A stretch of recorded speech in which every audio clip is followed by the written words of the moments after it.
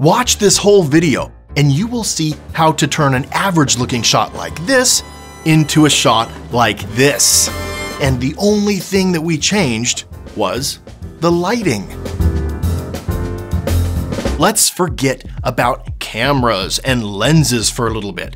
The most essential element that separates amateurs from professionals in the filmmaking world is understanding lighting. Cinema exaggerates story and lighting with contrast. Light and shadow cannot exist exclusively. They need each other. Lighting equipment helps us achieve a consistent, repeatable look. But by understanding the true principles of lighting, you actually don't need any lighting equipment at all. The old painting masters of the past would place a subject by a window. In this video, we're going to talk about lighting the face, creating depth and separation with shadow and color, and adding texture and visual interest.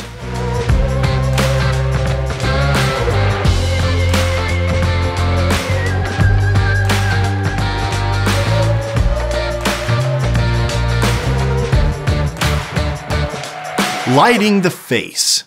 A well-lit cinematic shot starts with a well-positioned key light. A key light can be placed in many different positions. As long as it shines on the face, it's a key light. Hard lighting is achieved by using a small light source. This adds distinct shadows on the face and is usually understood to be more masculine. Soft lighting is achieved by using a large light source. This is typically more flattering on a subject's face. This is a standard key light, usually above the subject and about 45 degrees from the camera. The position of the camera to the key light is very important. This will change the light from a broad light to a short light. Broad lighting is when the light part of the face is closest to the camera, and short lighting is when the shadow side of the face is closest to the camera.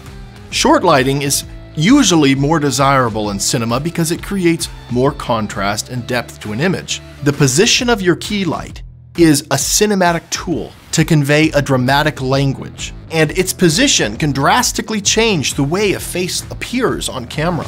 Flat lighting. Flat lighting is when the light source is as close to the camera lens as possible, shining directly on the subject's face. Flat lighting results in almost zero shadows, and it's less dramatic than most lighting scenarios. The next lighting position is beauty or butterfly lighting.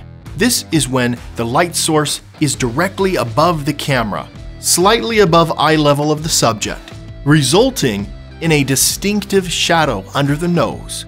The shape of this shadow is how the name butterfly lighting came to be. It kind of looks like a little butterfly. This type of lighting is very common in beauty shots and beauty commercials. It's flattering and it shows hair and makeup off very well. There are some shadows and it does look interesting, but it's mostly still flat. Next is wedge or Rembrandt lighting. Rembrandt was a famous Dutch painter, and in almost all of his paintings, his subjects have a distinctive illuminated wedge on the shadow side of their face.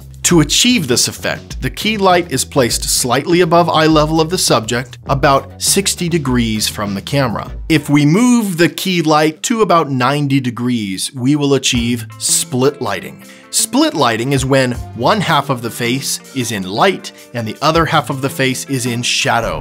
This can create a very dramatic look. This lighting is used to accentuate drama and conflict in character. Split lighting can make the face appear more masculine and strong. We can also use a key light in extreme ways to create unnatural shadows on a face. Sometimes a key light is placed directly above a subject. Most famously, this technique was used in The Godfather to shroud Marlon Brando's face in mystery. Lighting from underneath the face can create a spooky effect. This is what this setup looks like with just a key light. The fill light is the second light on the face. This is what it looks like with a fill light added. A fill light illuminates the shadow side of the face so it's not quite so dark. What we call a fill light can be an actual light or something like a reflector that I'm using here. We're going to move in this bounce so you can see how it's affecting the shadow side of my face. The closer it gets, the brighter the shadow side of my face appears. Now let's talk about high key lighting versus low key lighting.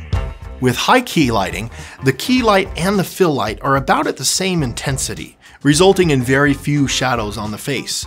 This is a less dramatic look, and it's used in commercials, comedies, and sitcoms. More dramatic lighting, like this, is typically used in dramas and more serious films. Now let's talk about the catch light. It's very small, but very important. A catch light gives life to an actor's face. It draws our attention to their eye. Usually, I don't like to use a fill light and a key light because this results in double catch lights in the eyes, which I think are unnatural. It's all a matter of preference, but if I can, I like using one key source and then I'll bounce the other side. Next, we're going to talk about the backlight, also known as the hair light, the rim light, or the edge light. The backlight is typically placed on the opposite side of the key behind the subject and is used to accentuate the shoulder and the hair. It can mimic sunlight at golden hour when the sun is low on the horizon. This creates a glowing effect and is usually very attractive on a subject. Backlights can also be motivated by a practical source in a scene, like a lamp or a window. I love backlights. They're the coolest. They add so much quality to an image. Sometimes when we're shooting very quickly and we only have time to place one light source, it will be a backlight.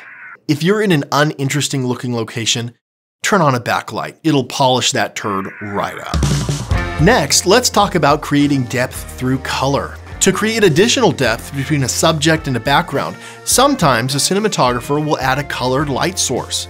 In this instance, we've added a blue light source behind me. This creates additional depth and contrast to my face. I don't know about you, but I have walked into so many boring looking rooms with tan colored walls. Sometimes what I do is I throw up a blue light and it changes the color of the wall and creates a better image. Sometimes lighting can be used in the background to add additional contrast around a subject's face. As you can see, the brighter part of my face is against the darker side of the wall, and the darker side of my face is against a brighter side of the wall. The other lighting technique to make the background look a little bit more interesting is adding texture. This accent light has broken up an otherwise solid wall and added more visual interest. It's also added some leading lines to my face to draw attention to the most important thing in the world. Usually when we film in new locations, we don't like filming against a wall without a window. A window allows the viewer to realize that there is still an outside world and this is not an interrogation. In this particular setup, there was no window. So to create the illusion of window light, we've added this accent light in the background, opening up the space and adding additional context to the place that I'm in. And by the way, there is a window in this room that we chose not to open. And the reason for that is consistency. And the reason for that is consistency. And the reason for that is consistency. We needed consistent light for this setup. Next are the silent heroes of cinematic lighting, which are any natural light sources in a scene. A window, a lamp, electronics. These things play a huge role in cinematic lighting. As you can see, the practical light sources in this space were adding a lot of visual interest and making the shot look very interesting. Without them, not so much. Not so much.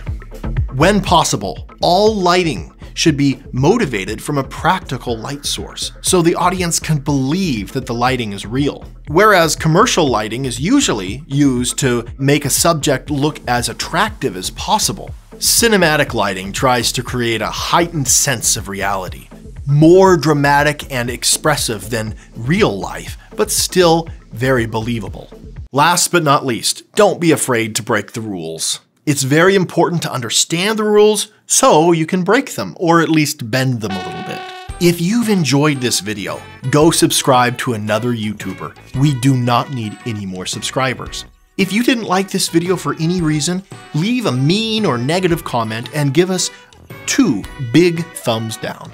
In the end, I have no idea what the freak I am talking about. I hope it's not obvious to most of you. So if you want to learn more about cinematic lighting, buy some interesting books about cinematography written by actual cinematographers. Watch actual content from cinematographers like Shane Hurlbut, or pay for a masterclass. There's some awesome content out there from real, actual professionals, not stupid YouTubers like me. Why do videos like this get so many views when there's actual content out there in the world written by real professionals who have actually shot real movies? Stop